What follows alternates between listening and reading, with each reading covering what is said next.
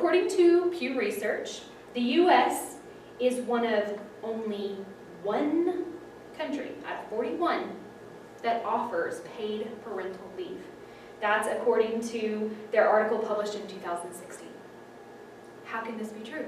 How can it be possible? How can we live in the civilized United States and not offer paid parental leave? It seems crazy, right? Well, as a working mom, I understand the benefits of paid parental leave. However, I do not think that it's so right or should even be a policy. Today, on the idea of paid parental leave, I would like to refute 3 claims. Claim number 1, paid parental leave will not hurt businesses, corporations, or the government's bottom line. I would like to refute claim number 2, paid parental leave is good for parents and doesn't hurt their careers. And claim number 3, that paid parental leave is good and even necessary for families to thrive. So let's begin with claim number 1.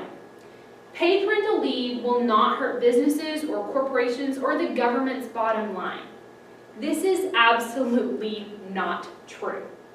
If I take paid parental leave, someone's going to have to do my job. Maybe it'll be my coworkers who will take on extra work, or maybe they'll hire a substitute or someone who will come in to do my job while I'm absent. That company is going to pay 2 people's salaries for my job, my one job. That's going to hurt them. And what if that person doesn't know how to do my job? Are they going to spend money, effort, man-hours in training them to do my job? According to Robert Murphy in his June 2nd, 2015 article, Paid Family Leave is a Great Way to Hurt Women, published in Foundation for Economic Education, paying thousands of dollars to an employee who's not even at work is an extra burden. And it's not a good investment. If I'm looking at 2 employees and I see one of them may be an employee that I end up paying thousands of dollars later for their paid parental leave, and the other employee, I'm never going to have that trouble, which one am I going to invest in? Not the one that's going to cost me more in the long run. According to the Economic Case Against Extended Maternity Leave by Vicki Elmer, published by The Art of Parenting in November of 2013, she says that in Norway, which if you saw Janine's chart earlier, is one of the highest countries with paid paternal leave. In Norway, if all eligible moms take their parental leave, it costs them $1 billion for 1 year.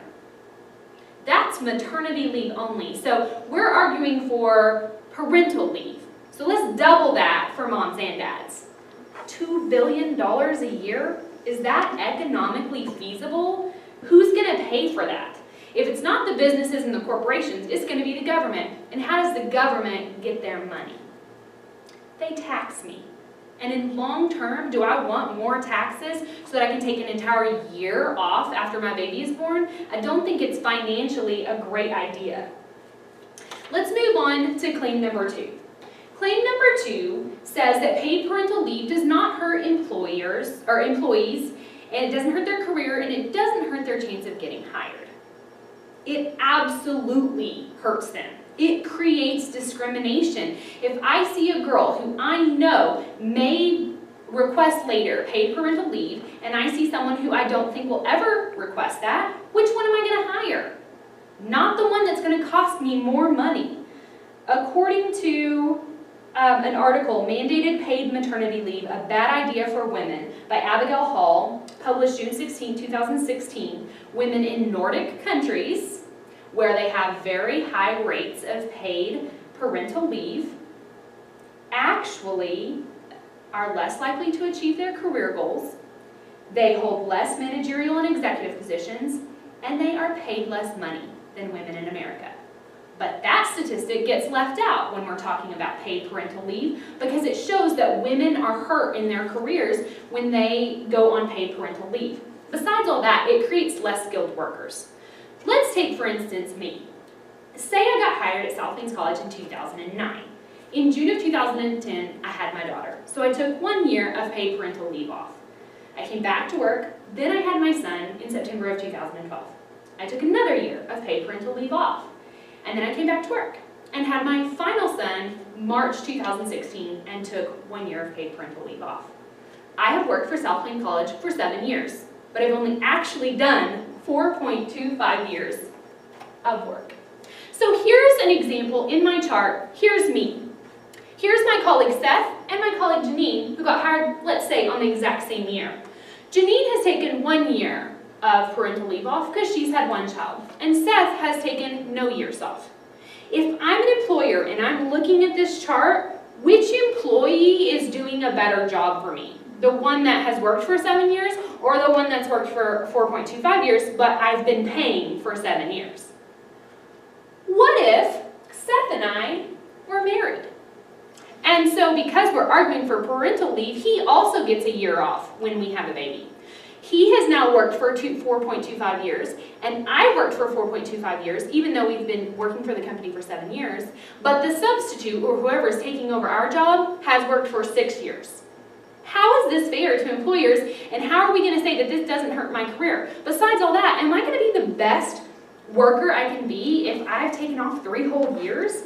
Probably not. I'm going to get a little bit rusty with those skills. There's actually a word for that. It's called human capital depreciation, as published by Time magazine in 2013.